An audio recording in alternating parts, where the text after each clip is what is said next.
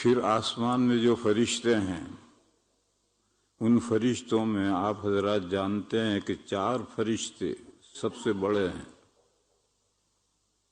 حضرت جبرائیل، اسرافیل، میکائیل، عزرائیل، یہ 4 فرشتے بڑے ہیں، اور ان 4 سے بھی بڑے ہیں وہ 4 فرشتے جو اللہ کا عرش اٹھائے ہوئے ہیں۔ فی الحال اللہ کا عرش 4 فرشتوں نے اٹھا رکھا ہے، قیامت کے دن جب وہ عرش زمین پر لائیں گے تو 8 فرشتے اٹھا کر لائیں گے۔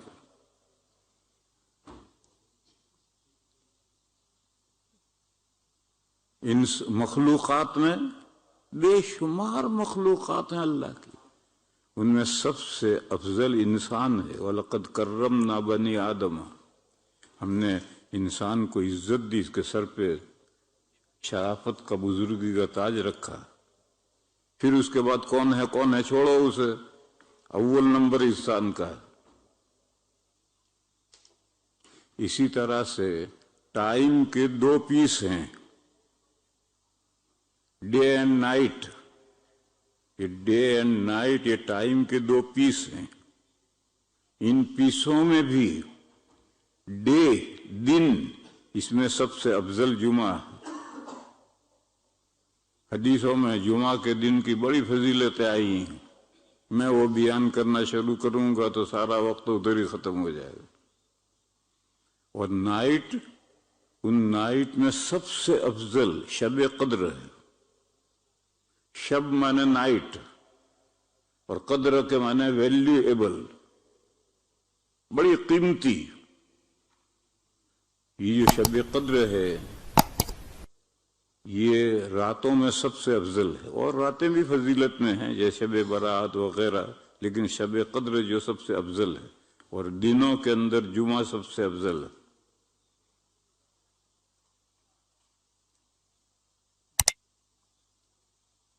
شب قدر فکس نہیں، بلکہ پورے رمضان کی 29 اور 30 راتوں میں سے کوئی بھی رات شب قدر ہو سکتی ہے۔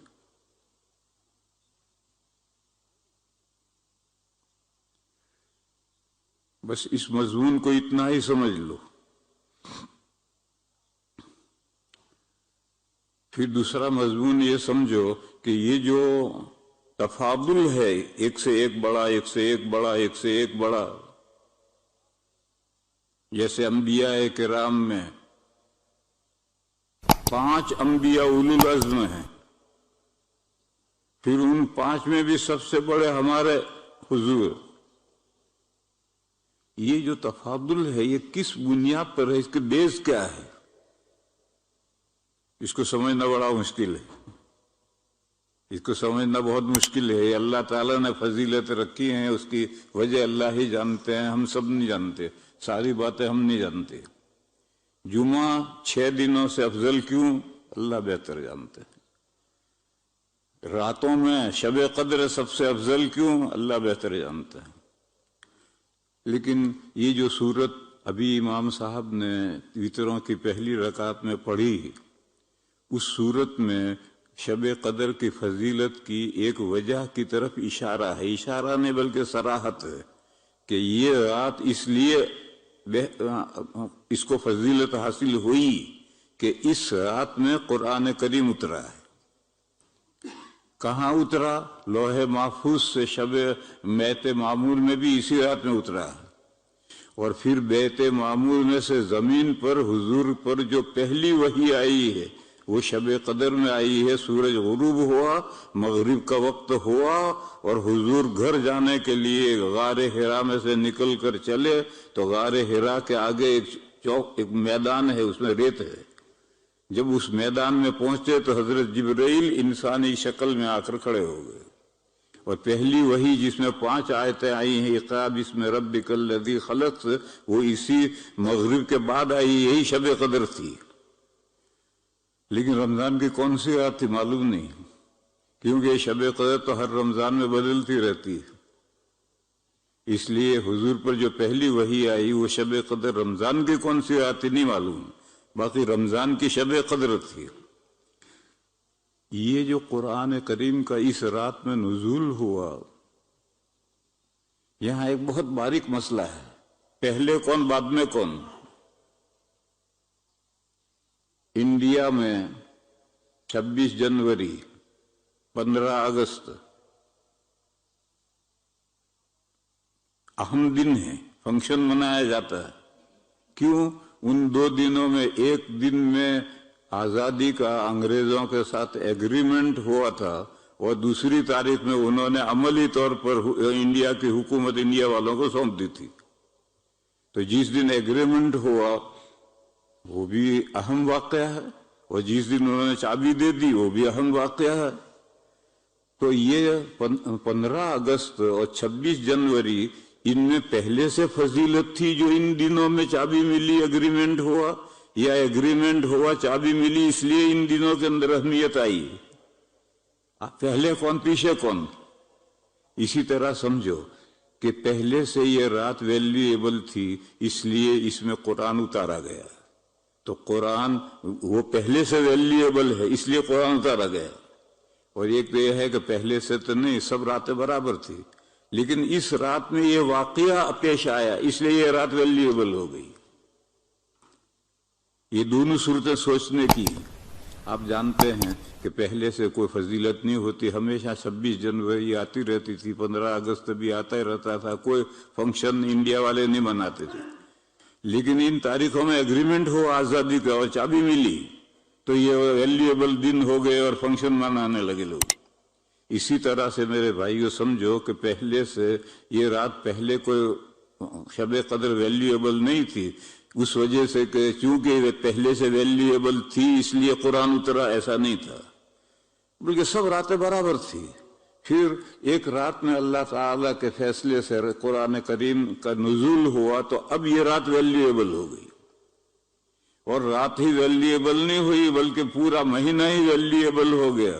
اور اسی لیے اس مہینے میں دن کے روزے مقرر کیے گئے تاکہ بھوکا رہے تو نورانیت پیدا ہو، اور نورانیت پیدا ہو تو پھر رات میں عبادت کرنے کو، قرآن پڑھنے کو جی چاہے۔ ایک حدیث ہے، ابن عقیل ایک کتاب ہے، ابن عقیل نہیں،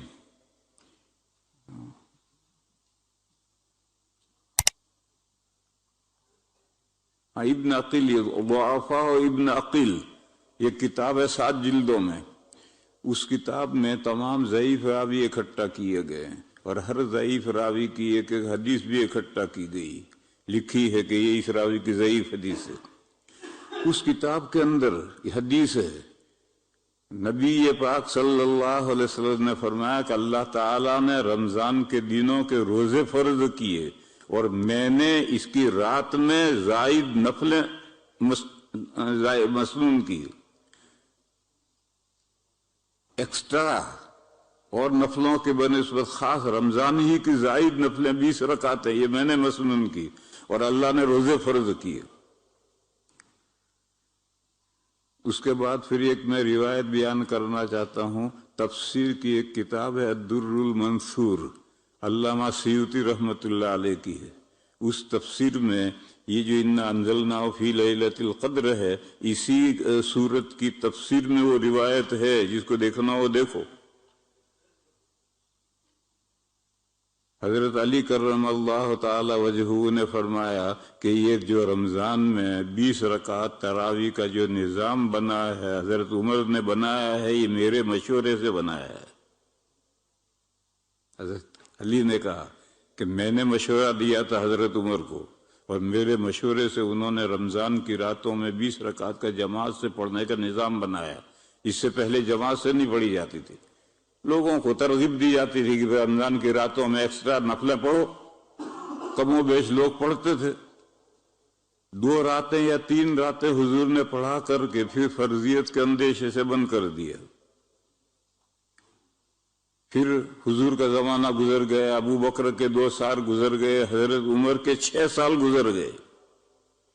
6 سال حضرت عمر 10 سال خلیفہ رہے ہیں، تو 6 سال 2 سپر پاوروں سے ایک ساتھ لڑائی چل رہی تھی، ادھر ایران سے چل رہی، ادھر رومن امپائر سے چل رہی تھی، دونوں ایک تو ختم ہوا اور ایک کا زور ٹوٹا 6 سال میں جا کر، پھر اس کے بعد کچھ سکون ہوا تو پھر حضرت عمر نے ملک و ملت کے تنظیم کی طرف توجہ دی، کیونکہ اب گورنمنٹ انٹرنیشنل بن گئی ہے، پہلے نیشنل گورنمنٹ تھی اب انٹرنیشنل بن گئی ہے، اور مسلمان بھی صحابہ تابعین طب تابعین بے حساب مسلمان بھی ہو گئے ہیں، تو پھر ایسی صورت میں ملک کنٹری اور ملت مذہب والے ایک مذہب والے ان کو آرگنائز کرنا یہ ضروری ہو جاتا ہے۔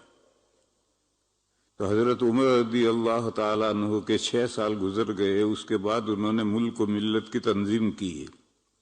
ان ملت کی تنظیم میں سے یہ جو تراویح کا نظام ہے یہ پوری ملت کی تنظیم بنائی۔